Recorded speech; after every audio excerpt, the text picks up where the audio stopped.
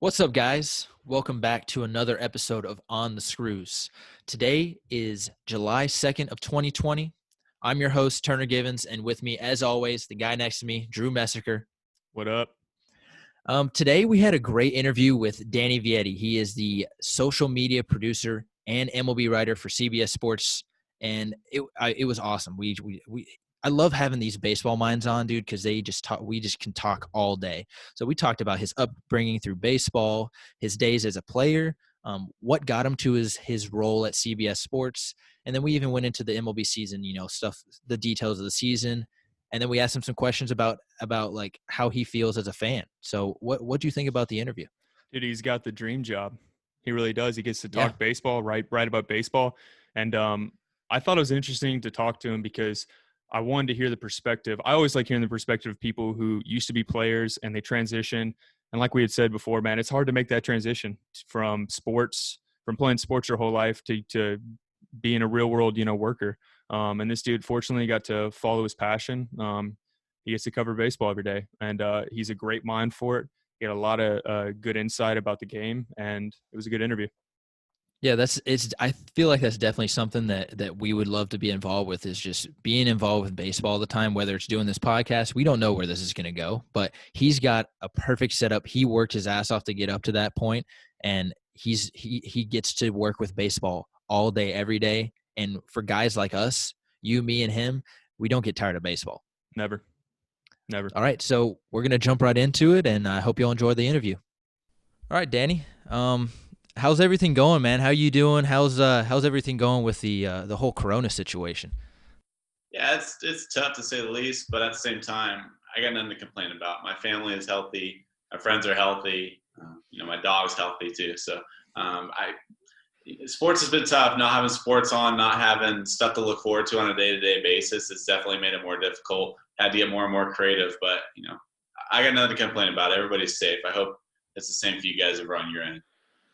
Yeah, things are slow, man, but we're big baseball guys, so I'm glad sports is coming back, but the biggest thing is MLB baseball is back, and that's what we're super stoked about. Yes, sir. I'm fired up about it as well. So, man, you're from Cottonwood. I guess, what was it like, man, growing up in LA, kind of playing, doing the summer ball circuit in LA and getting to experience baseball out there? Yeah, actually, there's two Cottonwoods, I think, so you might have it mixed up with another one. I actually grew up in a small town called Cottonwood up in Northern California, so Okay. A bit away from Los Angeles, but there were no circuits going on just because it was such a small town. It was hard to get recruited. It's hard to get any kind of attention up there just because why would a recruiter drive a few hours north when they could find a guy just as good as me? They could find a handful of guys just as good as me right down the road. So it was definitely tough. I think I had maybe one Division I scout even come up my direction just because, like I said, there's no point driving that far. So it's definitely tough. There's a lot of good athletes up there, especially there's some good baseball up there, but it is definitely tough to get some exposure, that's for sure. Yeah, but you're 6'5", man, so I feel like that helps you out just a little bit on that side. Yeah, if I would have thrown a little bit harder, maybe I'd have had a little bit longer of a career just because of my size, that's for sure. It helped. There's no doubt about it. I won't say that just because you're bigger or just because you're stronger, you can throw harder. I think it's hard to make quality. That's definitely something I learned. I mean, I had some teammates that were 5'8", 5'9", and they threw harder than me, harder than a lot of guys. They were, especially in the NAIA. I went the NAIA route at the end of my career, and you find some guys that are overlooked, literally and figuratively. Definitely. They can really bring the heat. So. Yeah, for sure. So I guess what we really want to get into mostly, man, is what's that transition like going from, being a college athlete, everyday grind of, getting up, doing weights, practice, all that stuff, and then kind of hanging them up and getting into the sports world of writing blogs, doing stuff like that? Yeah, that's a good question. I'm sure you guys can relate to this a bit too. I think it was actually easier than I anticipated. At first, when I was coming out, I remember my first week, we had a really hard end to my career, not just my career, but as a team. We were one game away from the NAIA World Series. We had a little bit of a not so much a misplay. It was just kind of a freak play out in right field, and we were that close, and so it was really hard to swallow that loss. And to this day, and probably for the rest of my life, I'll still be trying to swallow it. But that was tough. So I think more so than anything was just trying to get to the next stage of life while also trying to move on. So that was tough. I don't think it was difficult to go into an everyday working job just because of the business and the media business I went into. I'm still surrounded by sports every day. I had a really good team. At the time, I was working for MaxPreps, which is owned by CBS Sports. And so it kind of allowed me to it gave me the gateway to kind of start my career. And I think I always knew I was a decent thrower, but I think I always knew that I wanted to go down into the media business as opposed to actually playing. Yeah, it's always hard, man, to make that transition from, being the baseball player and then getting into the workforce. It's good that you found something that's still related to sports, still related to baseball, so you're still consumed with it on an everyday basis. I imagine for a lot of guys, man, it's hard to finish playing college ball and find something because it's something you've been doing your entire life. So I definitely feel on that part of it. Yeah, I don't think anybody really knows when it's going to be their time to call it quits, when it's time to hang up. Because everybody's clinging on to a little bit of hope. Even if you only throw 85, you're clinging on to a little bit of hope that scout might give you a call. To this day, I'm 23. I haven't played in 2 years now. But there's this little bit of hope for whatever reason. False hope, I guess, that someone's going to call my phone one day and say, hey, we need a guy that throws 86 come out for a few innings. That's just what it goes. Yeah, so you are a social media producer and MLB writer for CBS Sports now. I know you just mentioned that you work for MaxPreps. I want to know what this role you're in now kind of details, what you do day to day, and how you got to this point in your career. Sure. So to answer your second question first, because I can kind of lead up to it. Yeah. So when I was in college, I transferred a few different times. Went to San Diego State, then went and played at University of San Francisco, and then finally ended up at William Jessup, which is just outside of Sacramento, California. And luckily, it is nearby to the MaxPreps headquarters, which is in El Dorado Hills, which is also close to Sacramento. And so I was able to play while also having a part-time job with MaxPreps. And I just kind of started off in a pretty terrible job, to be honest. It was a data input, just kind of going through numbers and stats. Okay. And it was boring, Zach, but it was sports, and I knew that was a business I wanted to get into. Eventually found a role as social media producer with MaxPreps, and just one thing led to another. Became editor, and then there was a job that opened up at CBS Sports as a social media producer. And because MaxPreps is owned by CBS Sports, like I said, one thing just kind of led to another. I'm sorry, I think I forgot your first question. Yeah, so like day in and day out stuff with CBS Sports. Actually, I want to ask, how did you think you were going to stay with baseball through this whole thing, and you wanted to stick with baseball, or did you just kind of happen to fall into a MLB baseball role? Yeah, I always wanted to do baseball, that's for sure. I grew up playing basketball and baseball, but MLB's always been my love. That's where I personally think I have a little bit more expertise, not just in the statistical aspect, but also I like to think I can give a little bit of both flavors. Yeah, you got playing experience. Yeah, exactly. So a little bit of the playing experience, and I can also give a little bit of the the nerdy analytical approach too, just because I try and have a little bit of background there. So from a day-to-day basis, I'm dipping into both pools. So lately it's been tough just because there hasn't been very much Major League Baseball news going on, any kind of sports news. So I've really been primarily over in the social media section, but if a certain article idea comes my way, I'm in constant talk with our editor about different stories that we could have. Like I said, it's been tough lately, so we've all had to get really, really creative. But just creating content for our viewers, our followers on the CBS Sports accounts, and then also writing articles whenever needed. Yeah, it's not really. It's with obviously with no baseball going or anything. It's more just kind of writing stuff that interests you. Maybe we had a little blog. We've been doing some blogs here on the side, and it's just about maybe top 10 greatest Astros players or top 10 bullpen we're arms, Astros like fans, that. by the way. So I hope you don't mind us talking about Astros a little bit. I'll jump right into that right now. You grew up in the California area. Who was your team growing up? And if it's the same team, let us know. Well, I will say it is really smart of you guys to announce that mid-podcast and not like before. Yeah. No, I'm kidding. I have nothing against. I also give Astros fans a whole lot of credit for shouldering all that's gone on over the past few months. I mean, it's been tough for you guys. I can't speak for you guys, but everything you guys say on social media is going to have some troll coming out of left field. Probably doesn't follow. Sure. Probably is a, quote, family man in his bio. But he's coming after you guys. So I feel for you guys. Personally, I grew up in the Northern California area. So I personally grew up a Giants fan, though I try and stay as unbiased as I can be. I think we're. I think that better than Dodgers. I think we're used to getting hate regardless because we had the 3-year stretch where we were just horrible. And then when we started to pick things back up and started getting good again, guys were like, I can't stand the Astros. I can't stand them. And now we're the most hated team. So it's kind of, I guess we're always used to being the bad guys in a way. Yeah, and I think, don't get me wrong, the team itself deserved as just about as much as the flack as they got. At the same time, there's a lot of folks out there. I kind of had some battles with people. There's a lot of folks out there that don't think the Astros are good without the sign system. And I broke it down. I went into in-depth research. The Astros are actually better on the road in 2017. Yeah.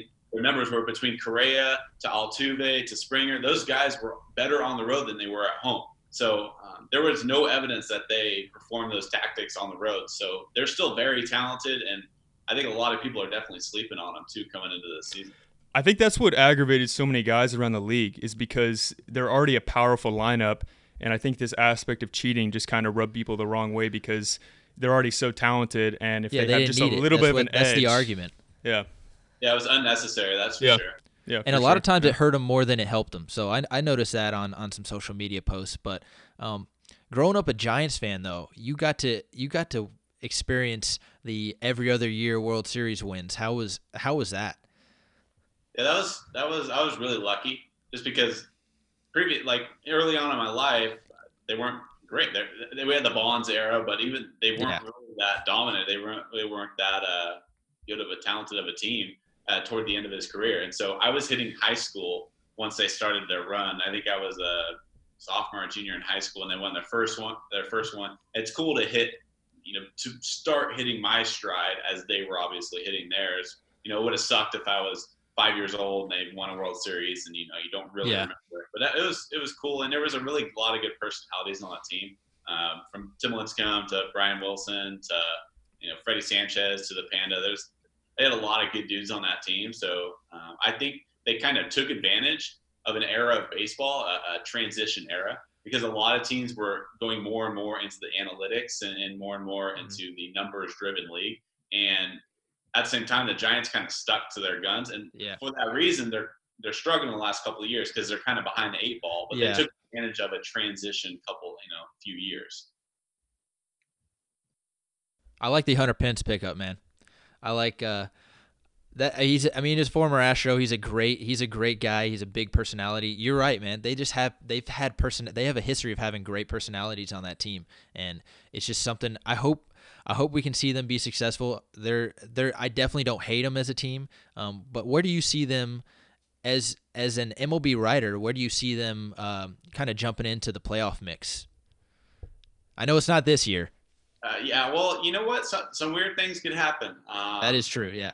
60-game season.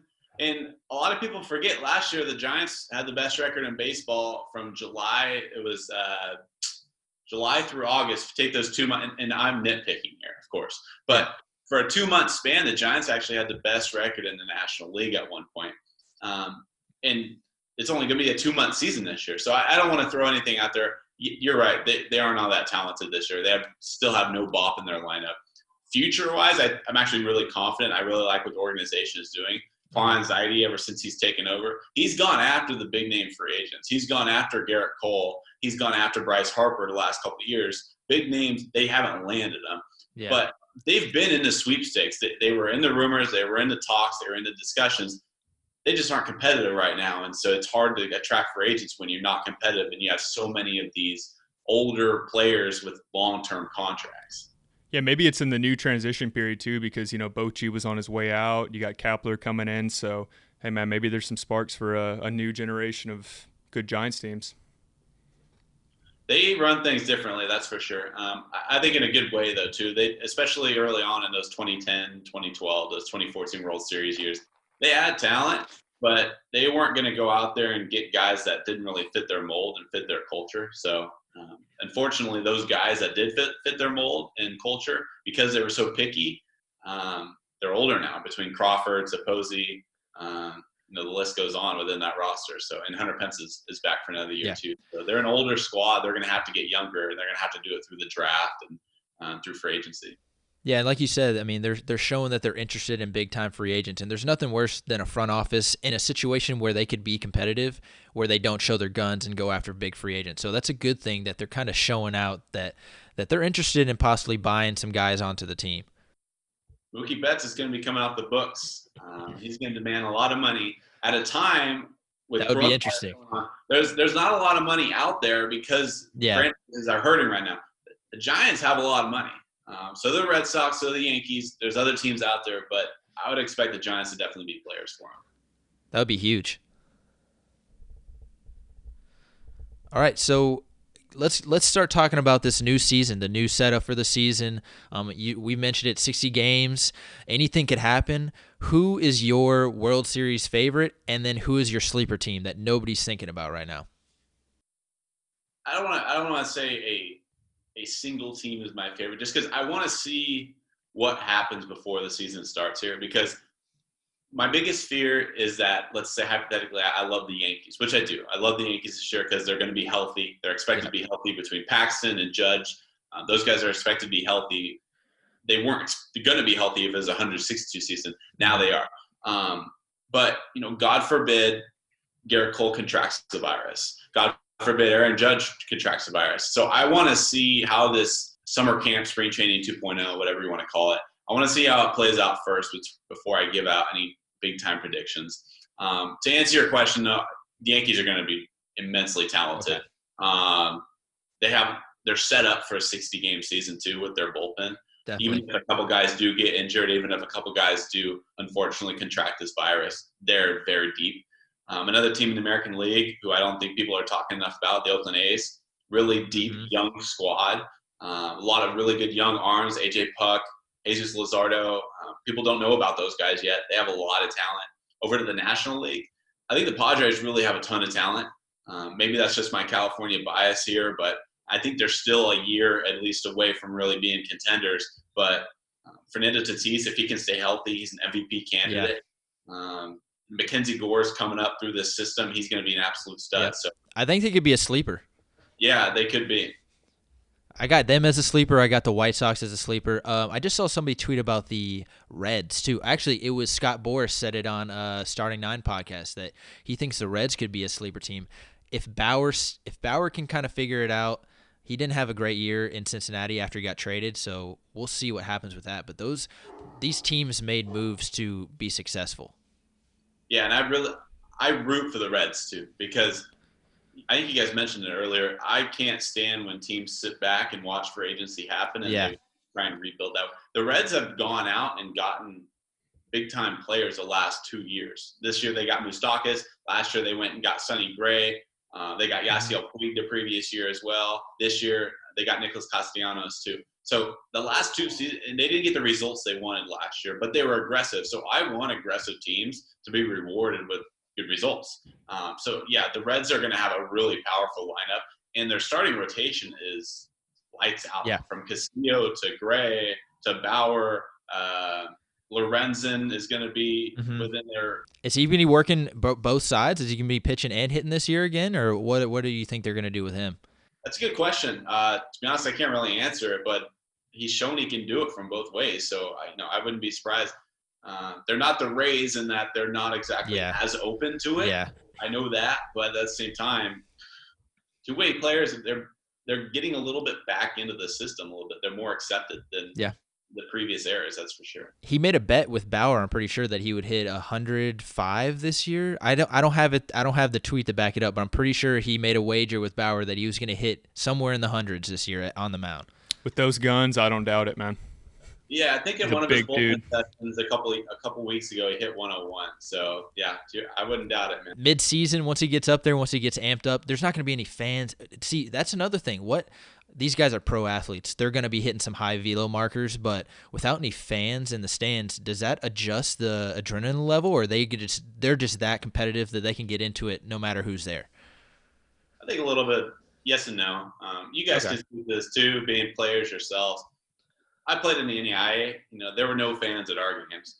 Yeah. Very little until we got to the playoffs or the conference tournament. There was nobody at our games, but certain games, your arm might be feeling a little bit better than other days. Like you said, these guys are pros. They're going to be able to gear it up. They might need to take a Red Bull here. Bang energy. Yeah. They got some smelling salts for sure. Oh, yeah.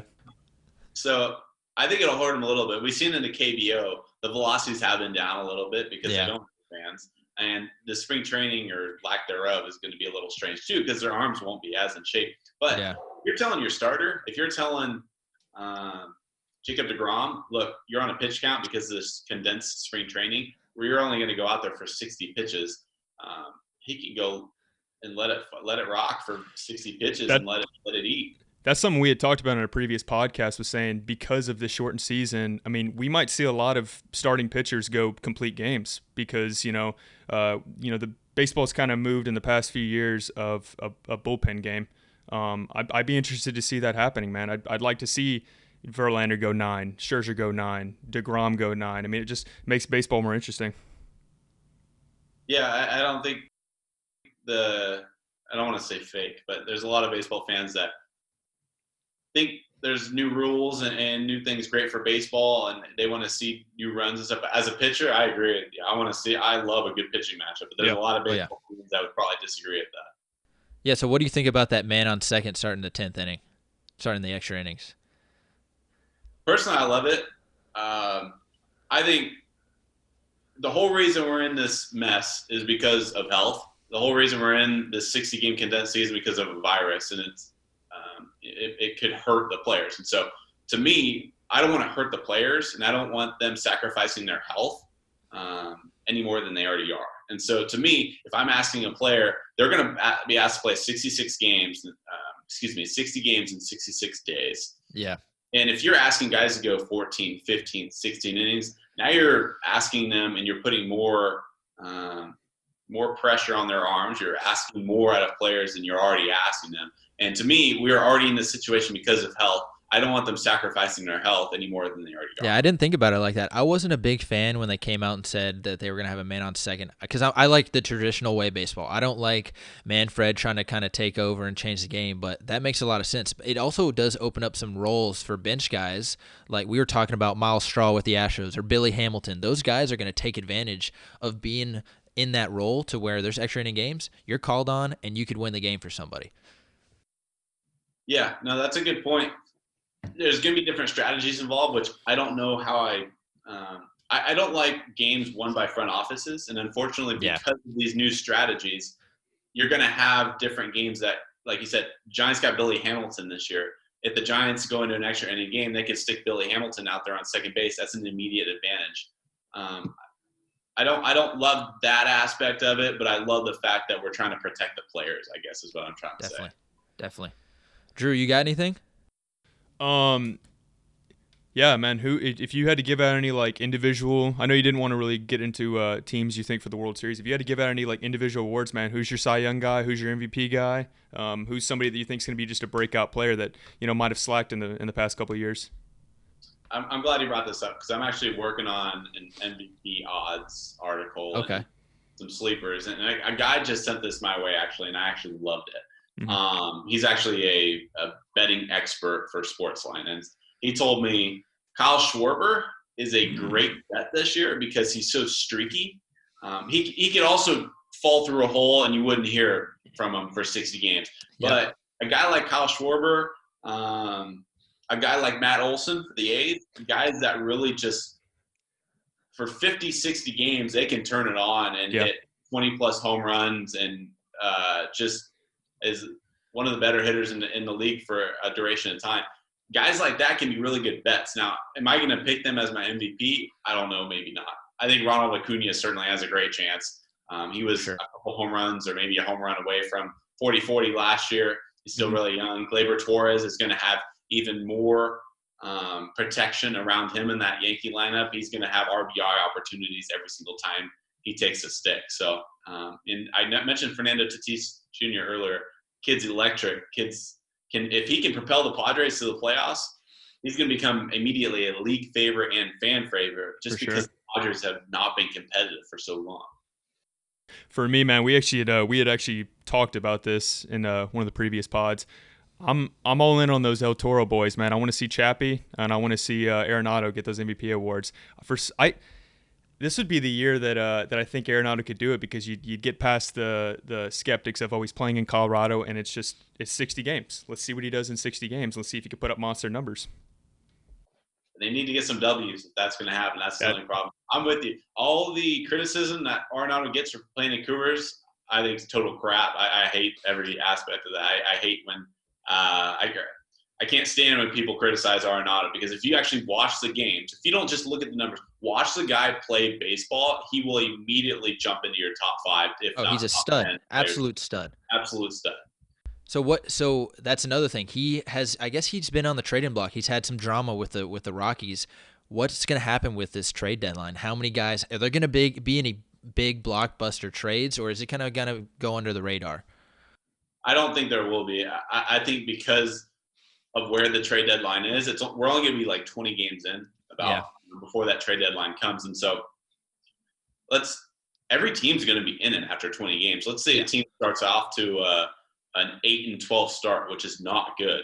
But 8-12, you can bounce back from that, and you have another 40 games. And if you're 8-12, you're not going to be that many games back from a wild card race or from even a division race. So I think it's going to be a rather quiet deadline, especially just because of all the chaos that's been going on. I don't know if they want to, make it more chaotic than it already is. I would expect if the Rockies again have a struggling. Or if they struggle again this season, I would expect them to, maybe make a move after the season. I know St. Louis has been interested for a long time. They need somebody in their lineup, so he would be a great fit for them. I was thinking the Angels before they pick up Arenado, but before they picked up Rendon, but obviously that's not going to happen. I see him going back to LA. I see him being a Dodger. As much as I hate to say it, and as much as I hate to see it, because Arenado is probably my favorite non-Astro. I wouldn't like to see him in Dodger blue, but at the same time, I'd like to see him be put on the national stage like he deserves. Yeah, the only thing I'll say on that is I really don't see the Rockies trading him within the division, which if I'm the Rockies, I'm not trading him to the Dodgers personally, unless they're giving up Gavin Lux, a handful of their other prospects that they have coming up. I'm really hesitant if I'm trying to, because you trade in the division, you're going to have to deal with Nolan Arenado going against you for the next, because it's a long contract. For the next 10 years almost, you're going to have to deal with Arenado. And every time he hits a home run, he's going to stare you right in the face because you traded him. He is. Yeah. I personally wouldn't do it, and I think that could be a good thing for that division. Yeah, wherever he goes, man, it's going to be a big, big package for him. That's going to be a lot. They're going to be giving up a lot for him. So who's your Cy Young guys? I haven't gone through that yet, so I can't give you too many guys. Let me go through this list right here because I have it right in front of me, actually. I just tweeted this out. I love Walker Buehler. And especially he's been a guy that's been on an innings restriction for the past 2 seasons because he's so young. Yeah. It's going to be 60 games. He's going to be able to go out there and let it eat for however many starts he gets. Whether it's 10 starts, whatever it may be. I love Walker Buehler. Kid's got some of the best stuff in the league. And then over on the American League, I don't want to go too boring on you guys, but Garrett Cole's obviously going to be in the running. And Tyler Glasnow, if he can stay healthy, he had the best ERA in the American League before he got injured last year. If he can stay healthy, and the Rays are very talented this year, they're going to have a chance to contend as well. He could definitely be in the running. That rotation is going to be disgusting. The Rays? That is a stacked rotation. Oh, yeah.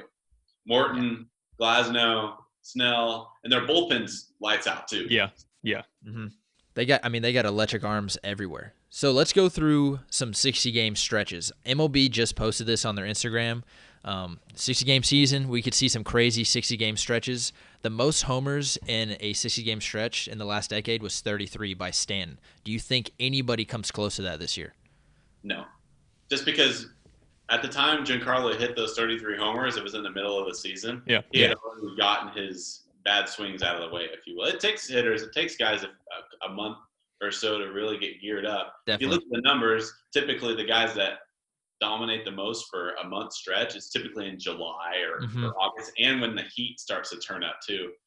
We're going to be in the summer, which will help things, but I just think given the circumstances in this modified and condensed season in spring training or summer camp, it's just going to be strange. I just think we're going to see some weird things. I don't think the numbers will be down. I just think it'll be very average production across the board. Okay. I got two more. Strikeouts in a 60-game stretch. Garrett Cole and Kluber have the most at 133. Anybody breaks that? I could see that happening. I could see strikeouts more than home runs. The pitchers are going to take advantage of the early season slow start by hitters. That could be broken. I'm with you guys. I would lean toward the strikeouts and the home runs. Over the home runs, yeah. I just think we're not going to send our starters out there for too many innings, at least not right away, because of the modified spring training. You're only going to have your starters go out there for 80 pitches, probably their first start out there, just because of the circumstances. Less innings means less strikeouts per guy. So I don't know. I see it unless you're Garrett Cole. Unless you're Garrett Cole, that's true. All right, and then the last one is best team record. In a 60-game stretch, the Dodgers went 51-9. And Drew, I think you sent this to me. So, do you think anybody can break 50 wins on the season? Personally, I said no, just because, again, the Dodgers, when they went through that stretch, they were playing teams that were out of the race. It was later in the season. You're having all 30 teams for this 60-game stretch, at least for the first month, if not longer. They're all competing for a playoff spot, so they're going to be giving it their all every single time they take the field. So I will say no. What about what's your number to the best record? What's your best record? Who's going to have the best record in the bigs? I think a team could definitely go 45-15. Okay. I think that's pretty stellar given the circumstances. Hopefully Houston. Yeah, I'd prefer it be Houston, but I'm okay with them, winning the division, not having the highest record, but sneaking into the World Series. They have something to prove. That's another thing I mentioned. You mentioned it, that you're kind of nervous to see if any guys get sick or pull out because of Corona. I was saying my bold prediction for the year was no Astros pull out because they have something to prove. After this whole scandal went down, I think they all want to stick around just to prove that they can play.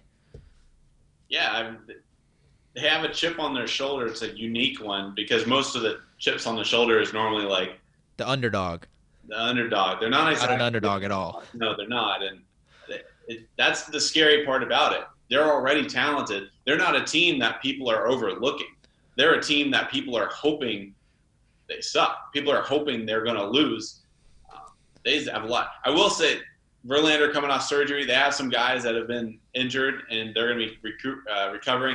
And they've been playing in postseason now for a couple of years now, and they've had a lot more innings under their belt. They've played a lot. It's a condensed season too, though, so they've had longer time off, so that should help them. But that division is tough. I know it's not like division; it's going to be regions this year, but they're going to have to play the A's a lot. They're going to have to play the Angels a lot. Those are two competitive teams, and I think the Angels will be a lot better this year. All right, so growing up, who was a pitcher that you were a pitcher yourself? So who was a pitcher that you really looked up to when you were growing up? Just one guy. Oh man, if I were to pick just one, I don't want to say Lincecum because I'm like you mentioned, I'm a taller guy, so I couldn't really relate to a guy like Lincecum. It's going to be a weird pick, but Chris Young. Do you guys remember? Okay. 6'10"? Yeah. Yes, I was a taller, and he wasn't even that great. Let's be honest. He was a solid pitcher. He found a good role with some teams. He had some good years.